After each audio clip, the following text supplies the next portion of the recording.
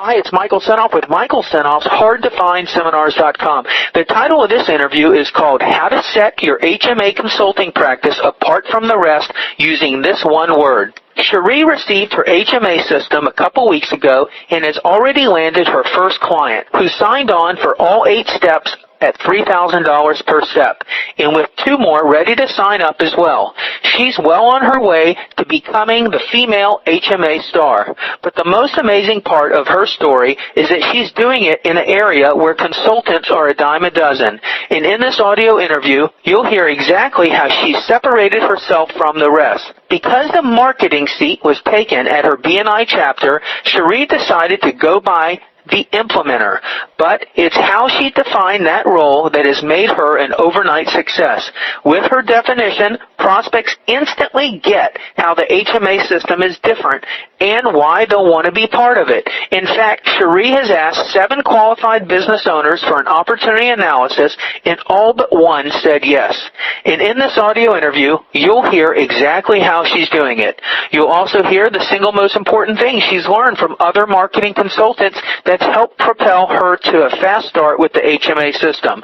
You'll learn what to say to prospects to let them know you stand by your guarantee. You'll learn how Cheree bartered a deal with her printer to get $9,000 worth of commercial printing services. You'll learn exactly what Cheree did to overcome her fears and land her first client. You'll learn the amazing networking channel Cheree uses to get a list of qualified prospects. You'll learn the number one thing Cheree recommends you do for 1 hour a day that'll instantly impress prospects. Cheree says the one thing she loves about the HMA system is that she knows she's not alone. Although she doesn't see any problems, it's comforting to know that if she does, she's got the whole HMA community behind her to solve them. Cheree solved the problem consultants are facing today, how to differentiate themselves so the prospects get it. And in this audio, you'll hear why you might want to go by the title of the implementer as well. Now let's get going. Thank you very much for taking the time to write your story. I really appreciate it. Thank you, and I want to thank you for everything you've done for the community. And there's just so much that's part of that HMA program, and I really just wanted to share it, especially from a woman's perspective. But Richard is very soft. I really like the fact that he explains why we're doing things and not just say, just do this. I think the other thing is it really does take work on our parts, because we do have to learn the system and we do have to listen to the audio recordings. And I found that when I did that, I was able to articulate it to the clients that I have and to the prospects that I have, and their eyes just opened and they lit up. It was because I was prepared. And that's one of the things that I hope that you will let me express during this interview is this is not just get this and sit on your ass. It really is get this and listen to it, even if it's just an hour an evening. But you will really impress the people that you're meeting with. But it's organized so well, and there are a couple of things that I really liked about this program.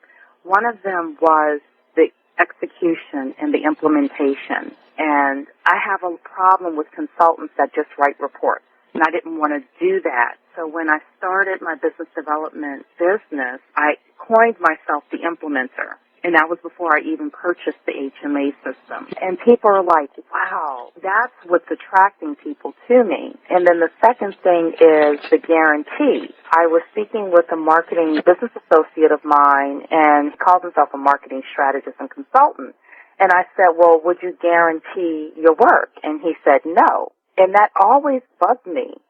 If you are a marketing consultant and if your premise is, I'm going to do this work for you and it's going to bring in more leads for you, why would you not guarantee some fraction of your work? I really wanted to have the guarantee, and now with Richard's system, I'm able to guarantee, with the right set of circumstances, that the person will get results. And I really, really like that. Well, at least in the Washington, D.C. area, consultants are a dime a dozen around here. And so many people hire consultants, and I want to be able to say something that's different. And by me saying I guarantee my work, it really gets the business owner to give me a lot more credibility versus, I'm going to come in here, but I can't guarantee anything's going to happen. After you pay me $6,000 or $9,000.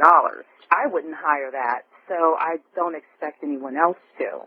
How did you find my site, or how did you get introduced to the HMA system from the beginning? Do you remember? Well, I found your site probably about 3 or 4 years ago, and I've been listening to various parts of the hardtofindseminars.com as far as the free interviews that you have. I want to ask you, in what manner do you listen? How do you listen? Do you listen in front of the computer? Do you download? Do you burn CDs? How do you do it? I listen in front of the computer. Okay. So I had a desk job for 5 years. So when I was sitting at work, I would just pull your website up and basically press play.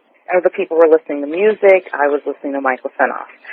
Good job. That is great. Yes, but those audios enabled me to help grow my mother's business. My mother and I own a bookkeeping business. I saw the website, and I saw your mom. It looks great. Yes, and she was full-time in the business, and I was part-time.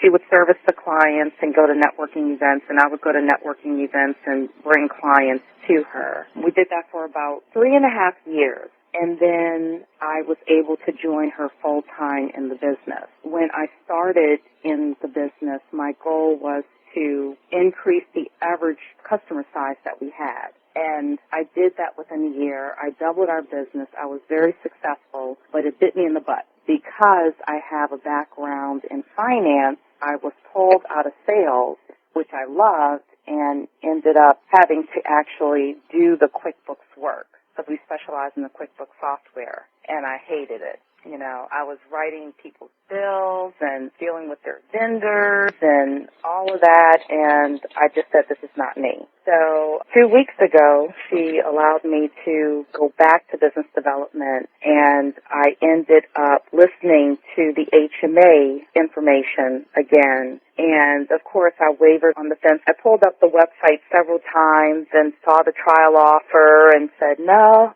I'm not going to do that. I'm going to try to do it on my own. And then I thought one day, well, this is crazy. Richard's system could shave 2 to 3 years off my learning curve.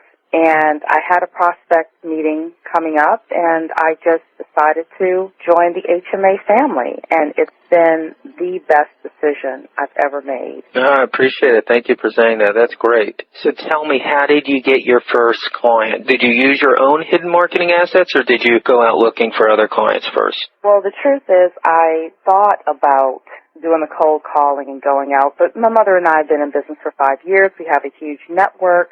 I started calling people that I knew and just introducing what I was doing. And one of our largest clients actually worked for him in our bookkeeping business. And when I let him know what I was doing, he seemed intrigued by it. But I was kind of scared to ask him to allow me to do an opportunity analysis. And I sat on the fence for a couple of weeks, and finally one day I said, I'm going to be brave. He was sitting in my office, and I said, I would love to do an opportunity analysis with you. And he said, I'm so glad you asked me. I didn't think you would accept me as a client. Now, I want to ask you, the fear, what were you telling yourself? What was going on in your head? What was the fear saying and keeping you from asking him about it? The fear was saying that this gentleman was successful, and even though I saw a need for my services in his business, I thought he would never hire me. He's successful. He has a $4 million business, and it was just head noise. It was nonsense. What we have to offer as far as executing is just so valued, and I guess I was just chicken. Yeah, and you know what? And you were just getting into it, and maybe you didn't realize the value of what you could offer with the system because you were new, but maybe even after you'd gone through it and really seen the power that you had and what you could do for the business, you could probably quash some of those fears.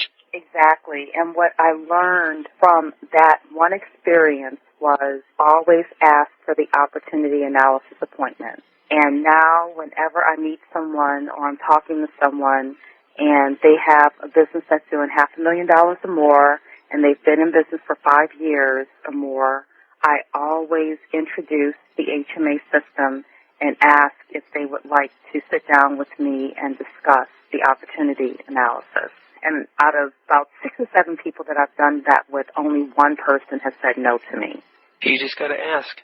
You just have to ask, exactly. And like I said, people are just hungry for the information and hungry for someone who's going to come in and actually implement and not just talk.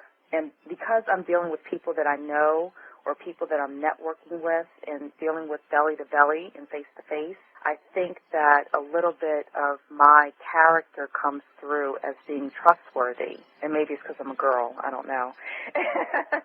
But I definitely use that to my advantage. So you set the opportunity analysis up. Did you set it up right away, a week later?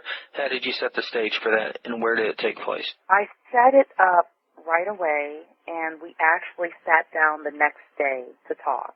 I work out at his site doing the bookkeeping work. So he has a conference room there, and we went into the conference room, and we talked about all the steps of the HMA. Did you have a copy in your hand to follow, or did you print two of them? I only printed one. Okay, so you had yours, and you kind of followed that as an outline. Yes. But the truth is that once we started talking, he started veering off into a lot of other things that he wanted done as well, which was very interesting. One of the things that Richard says is your clients are going to ask you to do different things or additional things, and as HMA consultants, we have to be flexible with that. So I followed the HMA system, but I also allowed that client to let me know other things that he felt was very important to him. You're listening to an exclusive interview found on Michael Senoff's hardtofindseminars.com. Even though he was veering off, were you able to get through the opportunity analysis in some sequential order? Yes. You know, I don't know if it was sequential, but we got through everything, and I made sure that we got through everything before we finished. As he was listening to that, you were discussing what was some of the body language you were seeing and hearing from him. Well, it's an auto repair shop, so they have a USP, but it's not really filtered through the salespeople.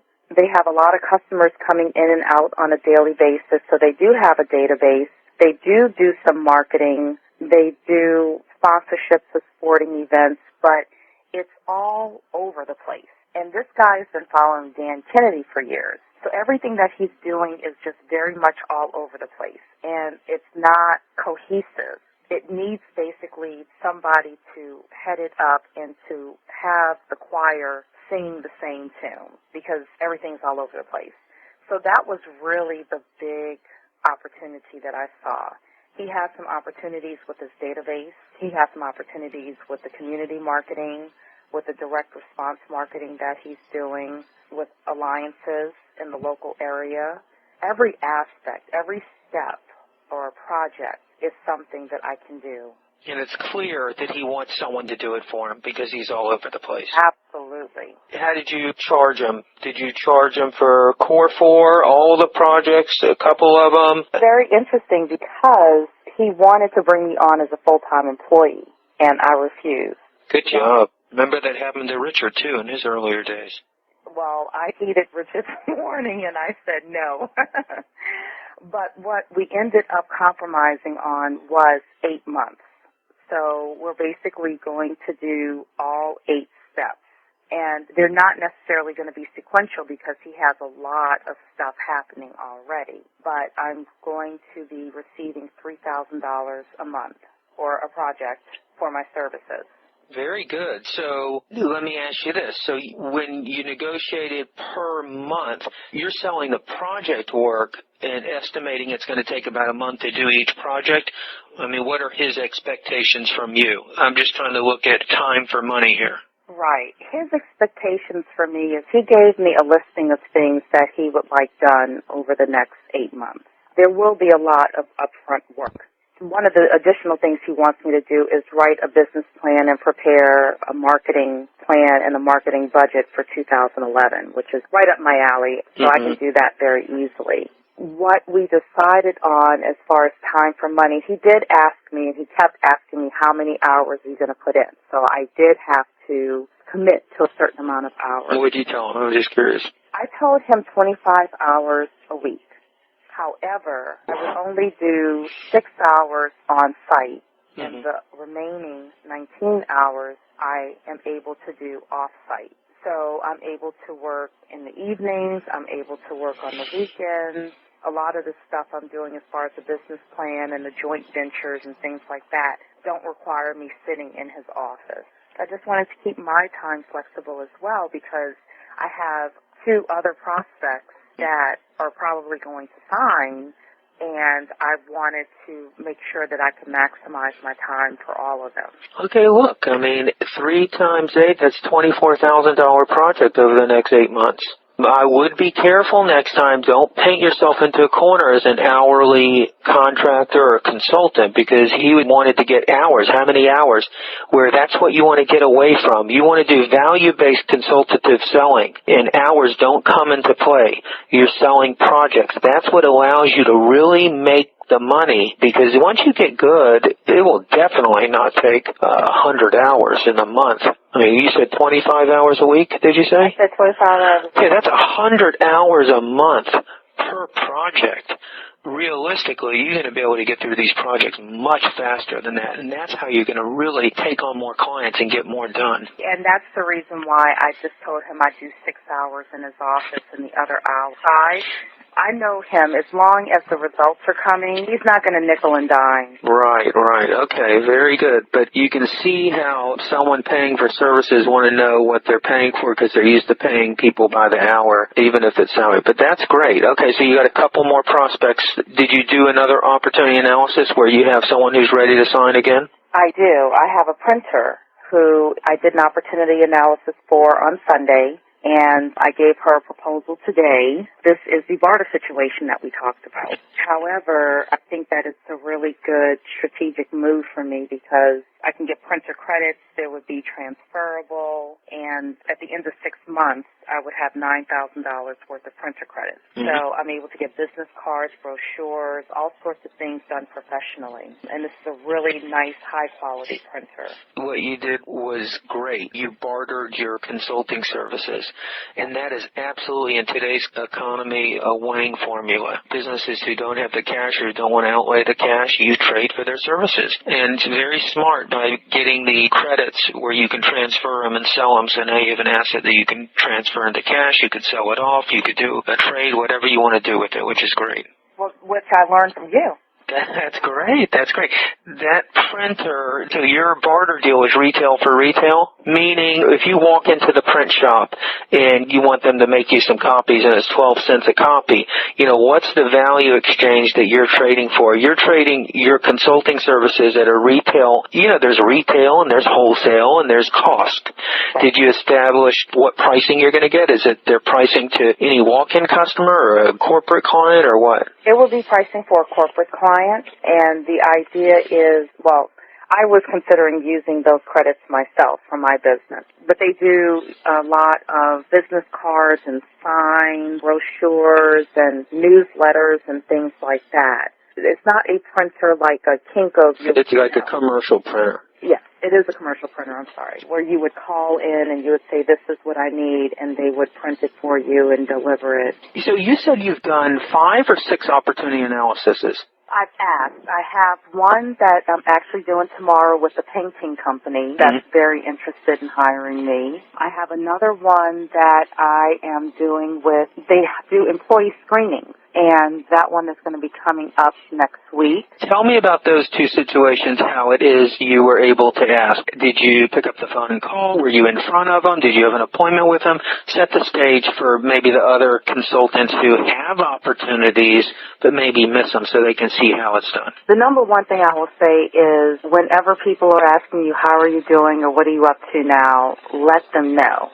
So for the painting company, I am actually a part of a mastermind group, a local Dan Kennedy mastermind. And everyone is allowed to share what they're up to and show their marketing materials and things like that. And I brought to the table that this is what I was doing. And one of the business owners, it's actually a couple, but the husband was very interested. He kept saying, I've got to meet with you, I've got to meet with you. What you're doing is exactly what I need. Is it a big mastermind group? I've heard of these groups. I know a couple people who run them, the Dan Kennedy mastermind groups. Yeah, there's usually about 7 businesses in there, but this particular month it was a little slower, so there were only 4.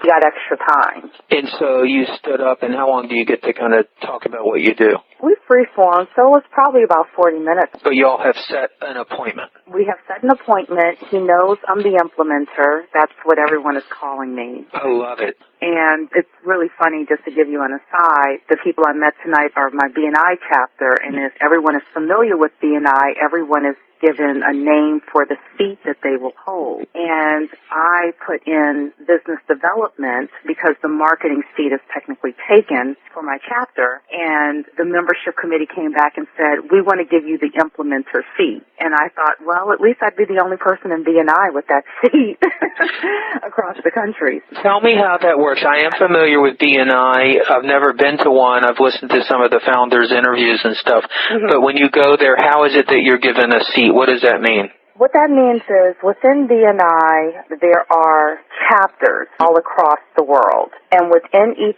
chapter, you can only have one person from each profession represented. So, for example, there'll only be one realtor, one mortgage broker, one financial planner, one business coach, one marketing consultant. For more exclusive interviews on business, marketing, advertising, and copywriting, go to Michael Senoff's hardtofindseminars.com. And one implementer. And marketing seats actually are taken in only about 50% of the chapters. But of course, there are no implementers. See, that is just brilliant because implementing is a whole different category. It is. A lot of marketing consultants are just giving consulting and giving ideas and advice. Well, I hope and pray that the marketing consultant that's part of my chapter does not hear this, but I will tell you that we had a conversation, and basically he's a graphic designer. And, you know, you tell him what you want, he'll create a nice brochure for you, basically what it is. And I asked him, well, do you guarantee your work? And he said, what do you mean? And I said, well, if you are my marketing consultant and you produce this brochure for me, will you guarantee that I'll get more leads? And he said, no. And this was over a year ago that I asked him that. And he'll charge you, you know, $1,000, $2,000 plus in order to create this brochure. And I thought, well, why would I hire you if you won't guarantee your work? But they don't. And I always thought that that was very interesting. So going back to the HMA system, I love the fact that when we find these marketing assets, we are able to at least guarantee our fee. And that gives me so much power in a meeting with someone when I'm able to say, look, I'm so confident that I can help you that I'm willing to put my fee on the line. That's great. So BNI, that chapter for you, they okayed your seat as the implementer. Well, it's still being voted on, but it seems like it's going to go that way. Maybe that could lead the way for other chapters, too. Absolutely. Absolutely. So other HMA consultants, you can be the implementer. Okay, that's excellent. Okay, so which opportunity analysis did you establish from your BNI group? The painter was from your Kennedy Glazer group. From my Glazer Kennedy group. The auto repair shop, which is my first client, that was from my BNI group. The printer is also from my BNI group. And your BNI group kind of paint the stage for people who are considering doing a BNI to generate clients. What was your seat before the implementer if there was a marketing guy there? I was a bookkeeper. Yeah, so I represented my mother's business. So did you pitch your HMA when you went around, or did you just have to keep it with the bookkeeping? Well, as long as I was doing bookkeeping, I just kept it with the bookkeeping. Right now, because we have a marketing person in my BNI group, I don't use the term marketing. I use the term business development. So I am strategic with that. In our area, I live in the Washington, D.C. area, business development really stands for a lot because a lot of businesses want to get into new markets and things like that. So it really works for me here. We have a business coach in my BNI chapter as well. But what you do is during every meeting you have 45 seconds to stand up and tell the group who you are, what you do, how you can help their businesses, and a great referral for you. And the idea is for people to find referrals and bring them to you. So the way that I phrase it is the business coach is the one that gets you pumped up, gets you motivated, gets you enthusiastic about your business. But when it comes to rolling up his sleeves and making the calls necessary in order to grow your business, he's not going to do that. That's when you need the implementer, and that's when you call me, and people get it. Yeah, that is good. Yes, and there's nobody doing it. You're right. That's just brilliant because you've heard Richard talk about that's what separates the HMA system from the other consultants is that we're going to do it for you. We're going to implement for you. But you've just honed it down into one word, the implementer. Exactly. And people get that. So you're okay with other HMA consultants kind of using that? Absolutely. One of the things that I love about you and about the HMA system is that there's a community behind it. And I was speaking to some people today, and they were talking about, tell me some past clients you've had and things like that. And one of the things I was able to say is, I have a community of people. I'm very smart. I'm very good at what I do. But if I ever run into a problem, I have a community of HMA consultants worldwide that I can contact, and they can give me information.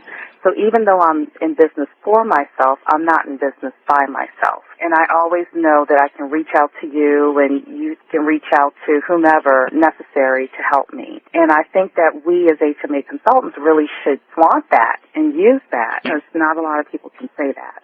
Well, I know that you had a call. One of the HMA consultants was having a little trouble with the USP. You and Richard were able to just chat with him for a few minutes and help really guide him. That's what I really love about the community itself. Any opportunity analysis that we have not talked about that you've done? Not that I've done. I really love Dave Flannery, his conference calls, and one of the things that I love about him is just, the fact that he's very goal-driven and very focused. And there are a couple of things that I've picked up with him. One of the big things that I've promised myself that I will do no matter how busy I am is I will do one opportunity analysis a week, no matter how busy I am, because that keeps our sales skills sharp. And then, you and I have spoken about this. Right now I am doing a lot of the front work just because I want to know what it feels like to make calls, to reactivate customers and things like that. But eventually I want to streamline myself out of that entire process. And my big goal is I've always wanted to buy companies and have the cash flow from them. And you have an audio in HMA University from somebody who is doing that. And, all of a sudden I was so excited. I'm like, somebody else is doing this. I can hear, I can listen to what they're doing. Buying the businesses and the consulting, is that not the perfect marriage? It is the perfect marriage because I'll tell you, my mother, again, owns this bookkeeping company, and we were in her office, and she said, Cheree, I'm stuck. And she started to cry, and she said, I have to be here every day in order for this business to run, and I don't want you to be in the same position when you're 61. Your mom told you this? My mom told me that, and it just broke my heart, and I just said, you know what, I'm not going to be in the position where I have to sign up another client in order to make the rent or the mortgage or eat next month.